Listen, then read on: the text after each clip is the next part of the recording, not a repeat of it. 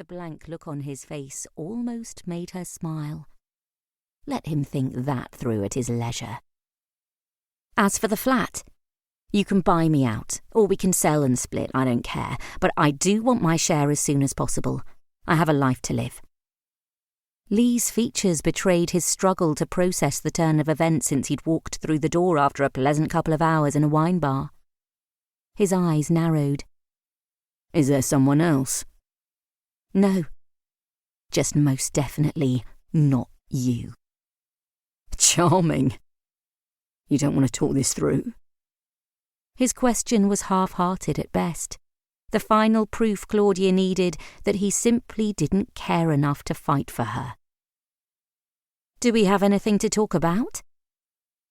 Lee remained silent for the longest moment, then finally sighed. Truthfully, no. Claudia stood. Then I'll go. Go where? Debbie offered me a room. I'll work out my notice while I look for another job. I only intend to stay in London until the divorce is settled and I have my share of the flat. Then I'll live the life I want to live. Which is? Honestly, I don't know yet.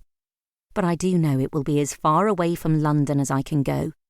I do know I will wear what I like, eat what I like, never go near another gym again, never spend every morning battling with hair straighteners just to please you.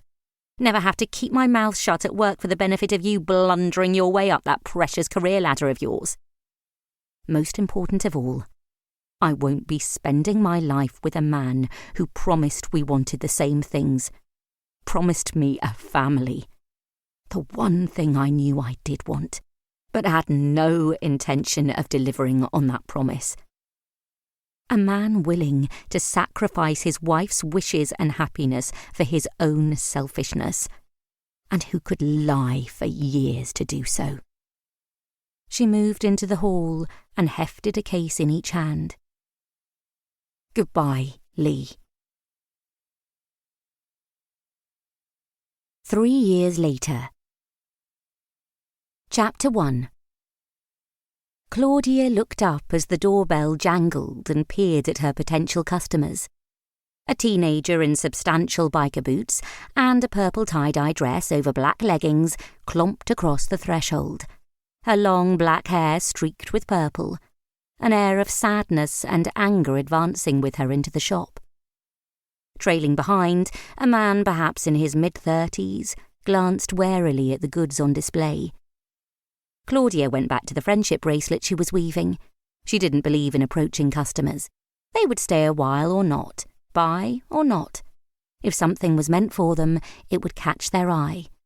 Their purchase may only bring them fleeting pleasure, but Claudia always hoped it would bring them something more. Surreptitiously she watched as they browsed her Aladdin's cave of crystals, beads, jewellery, textiles, scented candles, handmade soaps, essential oils, coastal wall art.